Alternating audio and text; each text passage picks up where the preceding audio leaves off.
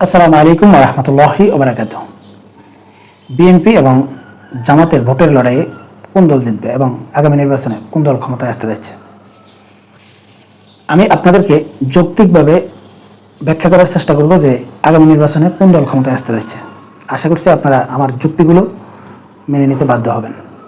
জামাত এবং বিএনপির লড়াই মানে ডক্টর শফিকুর রহমান এবং তারেক রহমানের লড়াই হতে যাচ্ছে আগামী নির্বাচনে। এখন আমাদেরকে প্রথমে দেখতে হবে যে ডক্টর শফিকুর রহমান এবং তারেক রহমান এই দুইজনের প্রতি মানুষের বিশ্বাস কেমন, বিশেষ করে আওয়ামী লীগ বিরোধী যে শিবিরটা রয়েছে এই শিবিরে এই দুইটা ব্যক্তির গ্রহণযোগ্যতা কতটুকু।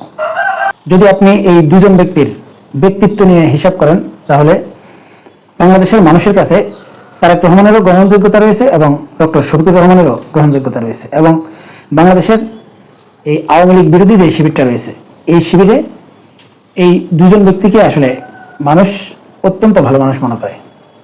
এখন প্রশ্ন হচ্ছে, মানুষ আসলে এই দুইজনের মধ্যে কাকে বিশ্বাস করে আগামী নির্বাচনে ভোট দেবে। একটা দলের মূল শক্তিটা হচ্ছে নেতা এবং কর্মী। এখন আসি যে ডক্টর শফিকুর রহমানের যে কর্মী বাহিনী বা নেতার বাহিনী আর তারেক রহমানের যে নেতা এবং কর্মী বাহিনী, এই দুইটা আসলে কেমন। প্রথমে আসি ডক্টর শফিকুর রহমানের যে নেতা কর্মী বাহিনী। বর্তমানে বাংলাদেশ জামাত ইসলামের রোকন সংখ্যা প্রায় 1,35,000-এর মতো। আর যারা জামাতের এই রোকন কি জিনিস এটা বুঝেন না তাদের উদ্দেশ্যে বলছি, রোকন হচ্ছে তাদের শপথবদ্ধ কর্মী।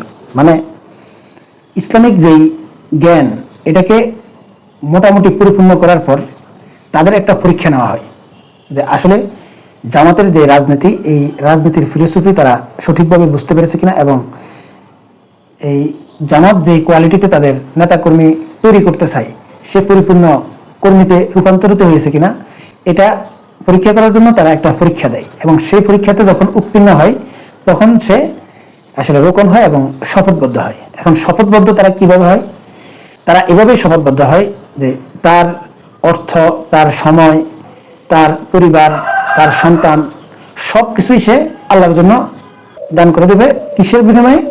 জান্নাতের বিনিময়ে। সেটা জামাত ইসলামের যে রাজনীতি এই রাজনীতির মাধ্যমে, মানে তার অর্থ দিয়ে, তার সময় দিয়ে, তার জীবন দিয়ে, তার সন্তান দিয়ে সব কিছুর ঊর্ধ্বে সে আল্লাহকে ভালোবাসবে, এবং আল্লাহকে ভালোবাসবে এই জামাতের সংগঠন করার মাধ্যমে। তাহলে একবার চিন্তা করেন যে পুরো বাংলাদেশে যদি 1,35,000-এর মতো যদি তাদের রোকন সংখ্যা থাকে, প্রায় 400 থেকে 450 এভারেজ যদি আপনি হিসাব করেন প্রতিটা আসনে তাদের রোকন সংখ্যা রয়েছে। এরপরে আসেন তাদের সহযোগী রোকন আছে, আবার তাদের কর্মী বাহিনী আছে, তারা অ্যাক্টিভ কর্মী। বাংলাদেশে যদি আপনি জামাতের রোকন, সহযোগী রোকন এবং কর্মী বাহিনী সহ যদি আপনি হিসাব করেন প্রায় 40 থেকে 50 লক্ষের মতো তাদের এই লোকগুলো রয়েছে। এরা অত্যন্ত অ্যাক্টিভ এবং দলের প্রতি তাদের আনুগত্য এতটা বেশি যে ডক্টর শফিকুর রহমান যদি বলে যে দাঁড়িয়ে থাকতে তারা দাঁড়িয়ে থাকবে, যদি বসতে বলে তারা বসবে। মানে এই কর্মীদেরকে এমনভাবে জামাত প্রশিক্ষণ দেয় যে তাদের দলীয় হাইকমান্ড যেটা আদেশ করবে তারা সেটাই মানবে এবং সেটাই পালন করবে। তাহলে একটা জিনিস চিন্তা করেন যে ডক্টর শফিকুর রহমানের হাতে প্রায় 30 থেকে 40 লক্ষ এরকম কর্মী আছে যাদেরকে তিনি যেভাবে ইচ্ছা সেভাবে ব্যবহার করতে পারেন। আপনারা জানেন বিগত আওয়ামী লীগ সরকারের আমলে জামাত শিবিরের উপরে নির্মম নির্যাতন চালানো হয়েছিল, এবং অনেক মানুষ ধারণা করেছিল যে আওয়ামী লীগ সরকারের পতন হলে, বা আওয়ামী লীগের নেতাকর্মীরাও ধারণা করেছিল যে যদি আওয়ামী লীগের পতন হয় তাহলে তাদের উপরে নির্মম নির্যাতন চালাবে জামাত বা শিবির। কিন্তু তারা দলীয় হাইকমান্ডের কথা এমনভাবে মেনেছে যে হাইকমান্ড বলে দিয়েছে কারোর উপরে আক্রমণ করা যাবে না। একটা সিঙ্গেল প্রমাণও দেখাতে পারবেন না যে জামাতের কোনো নেতাকর্মী কোনো আওয়ামী লীগ নেতাকর্মীর উপরে, বা জামাতের কোনো রোকন আওয়ামী লীগের কোনো নেতার উপরে আক্রমণ করেছে। একটা সিঙ্গেল প্রমাণ আমি এখন পর্যন্ত দেখিনি। আপনারা যদি দেখে থাকেন তাহলে কমেন্টসে জানাতে পারেন। তাহলে ডক্টর শফিকুর রহমান কর্মী বাহিনী পেয়েছে বা সৈনিক পেয়েছে, এটা বাংলাদেশে অন্য কোনো দলের নেই, এবং অন্য কোনো দল এরকম একটা বাহিনী তৈরি করা আদৌ সম্ভব নয়। এবার আসি যে তারেক রহমানের যে কর্মী বাহিনী এবং নেতা, 5ই আগস্টের পর আপনারা দেখেছেন যে তারেক রহমানের বা বিএনপির নেতা কর্মীরা কিভাবে এই সমাজে বিশৃঙ্খলা তৈরি করা শুরু করেছে। এমনকি টেন্ডারবাজি, চাঁদাবাজি, দখলবাজি, তারপর টেম্পো স্ট্যান্ড দখল, বাস স্টেশন দখল, মানে হচ্ছে যেই কয়টা প্রক্রিয়া আছে ধান্দা করার সবগুলো প্রক্রিয়া কিন্তু তারা দখল করে নিয়েছে। এবং বিগত আওয়ামী লীগ সরকারের সময় যতটা দখলবাজি, চাঁদাবাজি হয়েছে তার চাইতে বেশি করা শুরু করেছে। এর কারণ কি? কারণ হচ্ছে আওয়ামী লীগের সময় নির্দিষ্ট নেতা ছিল, যেহেতু 5 আগস্টের পর এরকম নির্দিষ্ট নেতা নেই, তাই যার যতটুকু ক্ষমতা আছে সে সেটা দিয়েই শুরু করেছে। আর এই কারণে বাংলাদেশের মানুষ আওয়ামী লীগকে আর বিএনপিকে একই পাল্লায় ওজন করতেছে। এখন বাংলাদেশে যে লোকগুলো চায় আসলে এই জাতীয় অপকর্ম, ধান্দাবাজি, টেন্ডারবাজি, চাঁদাবাজি, এগুলো যারা পছন্দ করে না, এই লোকগুলো অটোমেটিকলি কাকে পছন্দ করবে বা কোন দলকে পছন্দ করবে? সরাসরি তারা জামাতকে পছন্দ করবে। এখন এই নিরীহ মানুষের সংখ্যা কত পার্সেন্ট সেটা নির্ভর করে জামাতের ভোট কত পার্সেন্ট বেড়েছে। এর বাইরে আসেন যে তারেক রহমান 5 আগস্টের পর থেকে তার নেতাকর্মীদেরকে বিভিন্ন রকম বাণী শুনিয়ে আসছেন এবং বিভিন্ন নসিহত করে আসছেন, কিন্তু বাস্তবে কি বিএনপির নেতাকর্মীরা তার এই নসিহত শুনছে? আসলে শুনছে না। এর কারণ কি? এর কারণ হচ্ছে বিএনপি যারা করে বা বিএনপির রাজনীতি যারা করে তারা কেন করে? তারা এই কারণে করে যে এই বিএনপি ক্ষমতায় থাকলে তারা ভালো কিছু করতে পারবে, ভালো ধান্দা পানি করতে পারবে, তারা ভালো টাকার মালিক হতে পারবে, তারা এলাকায় প্রভাব প্রতিপত্তি বাড়াতে পারবে, তাদেরকে মানুষ সম্মান করবে, তাদের একটা পাওয়ার থাকবে, মানুষ তাদেরকে ভয় পাবে, সবাই তাদেরকে জি হুজুর করবে। এই জাতীয় কারণে বেশিরভাগ বিএনপির নেতাকর্মীরা তাদের এই দলটা করে। আর পক্ষান্তরে জামাতের যে নেতাকর্মীরা রয়েছে, এই নেতাকর্মীদেরকে আপনি খুব ভালোভাবে চিনবেনও না। বিশেষ করে আপনাদেরকে যদি আমি বলি যে জামাতের যেই থানা আমিরগুলো থাকে, এই থানা আমিরগুলো যদি আপনার সাথে কথা বলে আপনি বুঝতে পারবেন না যে এই লোকটা একজন থানার আমির। থানার আমির মানে কি? বিএনপির একজন থানার এমপি পদপ্রার্থী, যে মানে নিশ্চিত যে এমপির নমিনেশন পাবে এই লোক, আর জামাতের যে থানা আমির সেম এক ব্যক্তি। কিন্তু এই লোকটা যদি আপনার সামনে এসে কথা বলে, আপনার সাথে যদি সে আড্ডা দেয়, আপনি বুঝতে পারবেন না এই লোকটা আসলে জামাতের আমির বা কর্মী। কারণ তাদের মধ্যে আসলে ওই জিনিসটা আসলে নাই এবং তাদেরকে সেভাবেই কিন্তু প্রশিক্ষণ দিয়ে তোলা হয়েছে যে এই লোকগুলো আসলে ক্ষমতার জন্য, এলাকায় সবাই তাকে সালাম দিবে এই জন্য তারা রাজনীতি করে না, তারা আল্লাহকে সন্তুষ্ট করার জন্য রাজনীতি করে এবং সেভাবেই কিন্তু তাদেরকে ঘরে উঠানো হয়েছে।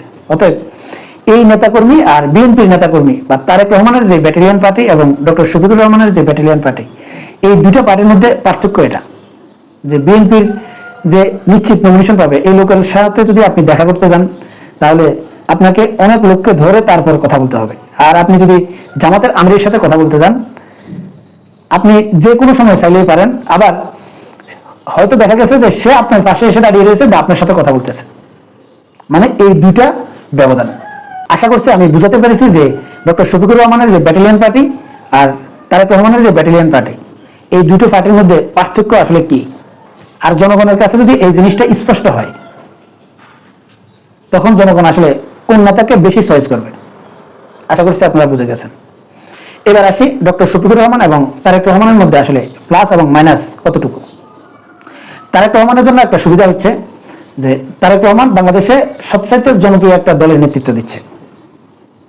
আর শহীদ প্রেসিডেন্ট জিয়াউর রহমানের শাসনামলে বাংলাদেশের যে একটা হিউজ জনগোষ্ঠী জিয়াউর রহমানকে ভালোবাসত, তারাই কিন্তু বিএনপিকে সমর্থন করে। এখন তারেক রহমান একটা রেডি জনগোষ্ঠী রয়েছে যারা বিএনপিকে ভালোবাসে বা বিএনপিকে ভোট দেবে। আর অন্যদিকে জামাত ইসলাম বিএনপির তুলনায় অনেক অজনপ্রিয় দল। যেমন এই পর্যন্ত জামাতের যে ভোট ব্যাংক এটা হিসাব করলে জামাতের ভোট কিন্তু 12% উপরে কখনো হয়নি। আর বিএনপির হিসাব করলে 35%-এর নিচে বিএনপি কখনো ভোট পায়নি। তার মানে কি প্রায় জামাতের যে জনসমর্থন আর বিএনপির যে জনসমর্থন এটা প্রায় 3 গুণ কম। কিন্তু এই যে জামাতের যে একটা বিশাল কর্মী বাহিনী এবং সেনাবাহিনীর মতো একটা সংঘবদ্ধ বাহিনী আছে ডক্টর শফিকুর রহমানের, যাদেরকে ডক্টর শফিকুর রহমান যাই বলে তারা তাই করে, তার কথার বাইরে একটুও লড়াচড়া করে না। এই কর্মী বাহিনী যখন পুরো বাংলাদেশে 5 আগস্টের পর তাদের যে কার্যক্রম, তাদের যে ধৈর্য এবং তারা কোনো লুটপাট ধান্দাবাজিতে জড়িত হয়নি, এমনকি জনগণ বিরক্ত হবে এরকম কোনো কর্মকাণ্ড করেনি। এমনকি জামাতের কোনো নেতা কর্মীর বিরুদ্ধে আপনি 1971 সালের বয়ান ছাড়া আর অন্য কোনো বয়ানও দিতে পারবেন না। বিএনপির বিরুদ্ধে জামাত অনেকগুলো অভিযোগ করছে এবং নানা রকম বক্তব্য বিবৃতি দিচ্ছে, কিন্তু বিএনপির পক্ষ থেকে জামাতের বিরুদ্ধে কি বক্তব্য দেওয়া হলো? ওই 1971 সালের ঘটনা। আরেকটা জিনিস বলেছে, তারা ব্যাংক দখল করেছে। এখন ব্যাংকটা হচ্ছে জামাতের ছিল, সেটা অন্য কেউ দখল করে নিয়ে গেছে। এখন 5 আগস্টের পর জামাত তাদের যে সম্পদ সেটা ফিরিয়ে নিয়েছে। এখন এতে আসলে জনগণ কতটা বিরক্ত হবে জামাতের প্রতি, বা বিএনপি তাদের বিরুদ্ধে যে ব্যাংক দখলের অভিযোগটা করছে, এটা আসলে সাধারণ মানুষ এটাকে কতটা খাবে? কিছুই খাবে না। জামাত যদিও বিএনপির জনসমর্থনের তুলনায় প্রায় 1/3 হয়, কিন্তু এই 5 আগস্টের পর এই যে জনগোষ্ঠীর কথা আমি প্রথমে বললাম, যে যারা এই দখলবাজি, টেন্ডারবাজি, চাঁদাবাজি, এই যে ক্ষমতার দাপট দেখানো, এগুলো পছন্দ করে না, এই জনগোষ্ঠী কিন্তু জামাতের প্রতি আকৃষ্ট হয়েছে। এবং বাংলাদেশে একটা মানুষের একটা ধারণা হচ্ছে যে যেই দল ক্ষমতায় যাওয়ার সম্ভাবনা বেশি, একটা মানুষের বিরাট অংশ কিন্তু তাদেরকে ভোট দেয়। আর আপনি যদি বিভিন্ন অনলাইন জরিপগুলো যদি আপনি বিচার বিশ্লেষণ করেন, তাহলে আওয়ামী লীগ বিরোধী যে চ্যানেলগুলো রয়েছে, এই প্রত্যেকটা চ্যানেলে জামাত বিএনপির তুলনায় অনেক এগিয়ে, অনেক অনেক এগিয়ে। তার মানে কি? তার মানে হচ্ছে বাংলাদেশে যারা রাজনৈতিক সচেতন ব্যক্তি, এই লোকগুলো আগামী নির্বাচনে জামাতকে চায়, বিএনপিকে চায় না। আর যে লোকগুলো রাজনৈতিক সচেতন, এরা আগামীতে জামাতকে ভোট দেবে, বিএনপিকে না। এখন বলতে পারেন যে এই অনলাইন জরিপে কয়জন অংশগ্রহণ করে, আর এই অনলাইন জরিপ দিয়ে কি আসলে জামাতের যে জনপ্রিয়তা এটা যাচাই করা যাবে? আর গ্রাম অঞ্চলের মানুষগুলো আসলে জামাতকে ভোট দেবে কিনা? তারা কিন্তু ধানের শীষে ভোট দেবে। এর ব্যাখ্যা হিসাবে আমি আপনাদেরকে একটা জিনিস বলি, যেমন আমার কথাই আমি আপনাদেরকে বলি, আমার ছোট ভাইয়েরা আছে এবং ছোট ভাইয়ের স্ত্রীরা আছে, আবার আমার আব্বা আম্মা আছে, আমার বোন আছে, আমার ভগ্নিপতি আছে, তারপর আমার খালা, নানি, ফুফু, তারপরে আমার যে প্রতিবেশীরা আছে যারা রাজনৈতিক সচেতন না, এই ব্যক্তিগুলোকে আসলে নির্বাচনের দিন কারা প্রভাবিত করে? এই যে আমার মতো যারা রাজনৈতিক সচেতন ব্যক্তি আছে, এরা কিন্তু প্রভাবিত করে। এখন যদি আমি আমার প্রতিবেশী যারা রয়েছে, এই লোকগুলোর মধ্যে যারা আসলে রাজনৈতিক সচেতন না, এই লোকগুলোকে যদি আমি গিয়ে অনুরোধ করি যে, বা বলি আগামীতে বিএনপি ক্ষমতায় আসতেছে বা জামাত ক্ষমতায় আসতেছে, তারা কিন্তু আমার কথাকে অনেক বেশি প্রাধান্য দেবে। কারণ তারা মনে করবে এই লোকটা রাজনীতি করে আর রাজনৈতিক সচেতন, অতএব সে জানে কারা ক্ষমতায় আসবে এবং কাদেরকে ভোট দেওয়া উচিত। এবং আমি প্রভাবিত করতে পারি, বিশেষ করে আমার যারা বোন, ভগ্নিপতি, আমার আব্বা আম্মা, আমার ভাই, ভাইয়ের বউ, এদেরকে কিন্তু আমি সরাসরি প্রভাবিত করতে পারি। তারা কিন্তু আমার কথা শুনবে। এখন আমার প্রতিবেশীরাও আমার কথা শুনবে কিনা? সবাই আমার কথা শুনবে না, আর যদি শুনে সেটা আমার ব্যক্তিত্বের উপর নির্ভর করবে। এখন আমার ব্যক্তিত্বটা কি? যদি এই লোকগুলোর আমি বিভিন্ন সময়ে বিভিন্ন উপকারে আসি, যেমন কোনো লোক বিপদে পড়ে গেছে, তাকে সেই বিপদ থেকে উদ্ধার করা, যেমন কেউ অসুস্থ ছিল, তার রক্তের প্রয়োজন, তাকে রক্ত ব্যবস্থা করে দেওয়া, তারপর সমাজে কিন্তু অনেক রকম সমস্যা থাকে, এই সমস্যাগুলো সমাধান করে দেওয়া, বা দুইটা পরিবারের মধ্যে ঝগড়া দ্বন্দ্ব বাজতেছে, তখন আমি গিয়ে আসলে দুই দলকে আসলে মীমাংসা করে দেওয়া এবং দুই দল আমার উপরে সন্তুষ্ট হওয়া, এই জাতীয় কর্মকাণ্ড যদি আমি করে থাকি, তাহলে তারা কিন্তু আমার উপর প্রভাবিত হবে এবং আমার কথাগুলো শুনবে। এখন জামাতের যে নেতাকর্মীরা রয়েছে, এই নেতাকর্মীগুলো আসলে এদেরকে ট্রেনিং দেওয়া হয় এই সিস্টেম, যে তোমরা প্রতিদিন কয়জনের কাছে যাবে, মানুষের উপকার করবে, সামাজিক কাজ করবে, কতটা তোমরা ইসলামের ইতিহাস পড়েছ, কতটা কোরআন শরীফ পড়েছ, তারপরে মানুষের কি কি উপকার করেছ, এগুলো তারা রিপোর্ট আকারে সবগুলো লিখে রাখে। এখন এই যে জামাতের যে কর্মীগুলো বা তাদের যে রোপণগুলো রয়েছে, এদেরকে যেই পজিশনে আসলে প্রশিক্ষণ দেওয়া হয়, তাহলে তাদের আশেপাশে যে লোকগুলো আসলে রাজনৈতিক সচেতন না, এই লোকগুলো কিন্তু এদের কাছে প্রভাবিত হবে। আর বিএনপির যে কর্মী বাহিনী, এই কর্মী বাহিনীরা কেমন? এই কর্মী বাহিনীরা হচ্ছে এমন যে, ধরেন এই লোকটা বিএনপির ইউনিয়নের সভাপতি হয়েছে বা সেক্রেটারি হয়েছে, তখন সে আশেপাশের যে লোকগুলো আছে, এই লোকগুলোকে তার ভাবসাব এমনভাবে দেখাতে চায় যে আমি কিন্তু এখন বিএনপির ইউনিয়নের সেক্রেটারি বা সভাপতি, অতএব আমাকে কিন্তু সালাম দিতে হবে, আমার কথা তোমরা শুনতে হবে, আমাকে একটু ভয় পেতে হবে যে আমি কিন্তু তোমাদের অনেক কিছু করতে পারি। আর পক্ষান্তরে জামাতের যে কর্মীরা, এদের কিন্তু সিস্টেমটা ভিন্ন।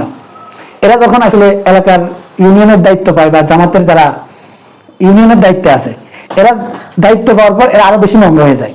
মানে এদেরকে প্রশিক্ষণ এভাবে দেওয়া হয় এবং বিভিন্ন উপকার করার চেষ্টা করে, আর এরা সবার আগে সালাম দেওয়ার চেষ্টা করে। এখন তাদেরকে কে সালাম দিল তারা এটা দেখে না, আগে নিজেরাই সালাম দেওয়ার চেষ্টা করে।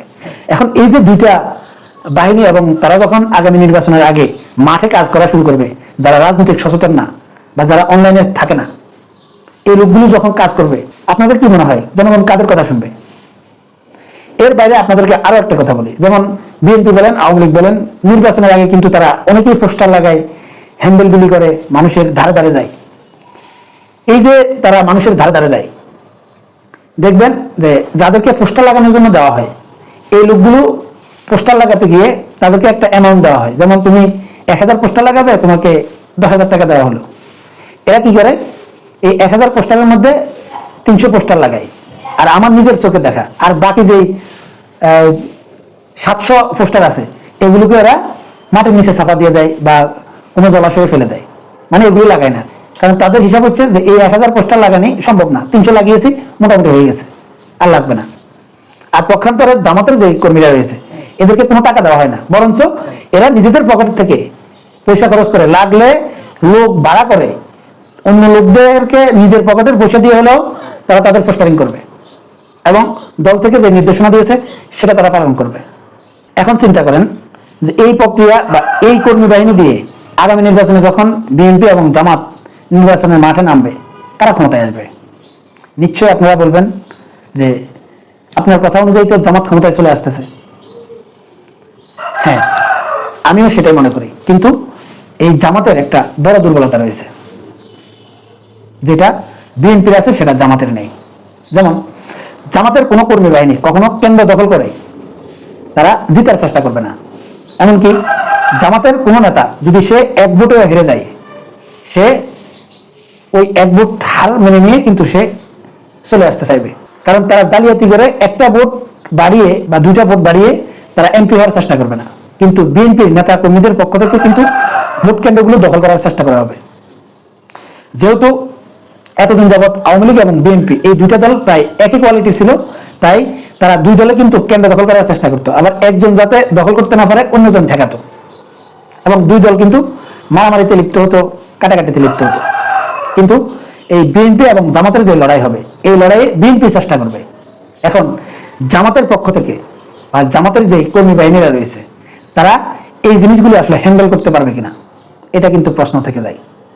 আরেকটা দুর্বলতা হচ্ছে যে জামাত যেহেতু ইসলামিক দল, তাই ইন্টারন্যাশনালি ভাবে বা অন্যান্য যেই মেকানিজমগুলো রয়েছে, বিভিন্ন রাষ্ট্রের যেই মেকানিজমগুলো থাকে, কোন দলকে জিতানো যায়, কোন দলকে হারানো যায়, এইসব মেকানিজমগুলোতে আসলে জামাতের দুর্বলতা থাকবে, এবং জামাতকে হেয় প্রতিপন্ন করার জন্য অনেকগুলো আপনার ক্রাইটেরিয়া ব্যবহার করা হবে, মিডিয়ার মাধ্যমে হোক বা অন্যান্য চাপ প্রয়োগের মাধ্যমে হোক।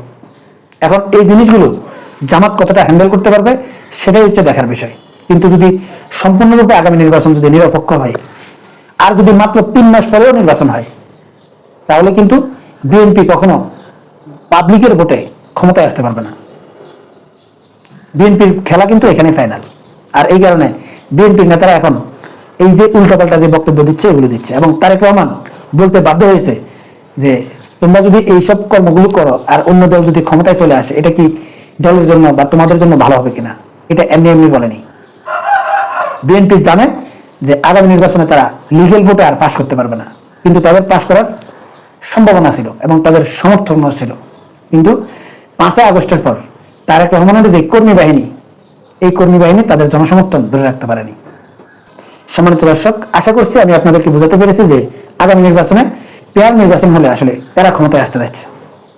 আমার আগামী ভিডিও হচ্ছে যে জামাত ক্ষমতায় আসলেও তারা কি আসলে ইসলামিক যে শরিয়া আইন এটা বাস্তবায়ন করতে পারবে কিনা, বা এটা সম্ভব কিনা, বা বাংলাদেশের যে পরিস্থিতি, এই পরিস্থিতিতে শরিয়া আইন প্রতিষ্ঠা করা আদৌ সম্ভব কিনা, এবং জামাত সেই চেষ্টা আসলে করবে কিনা, এই বিষয় নিয়ে আমার পরবর্তী ভিডিও আসতেছে। সবাইকে দেখার আমন্ত্রণ জানাচ্ছি এবং চ্যানেলটি সাবস্ক্রাইব করে পাশে থাকার অনুরোধ জানাচ্ছি। এখনকার মতো এই পর্যন্তই। আল্লাহ হাফেজ।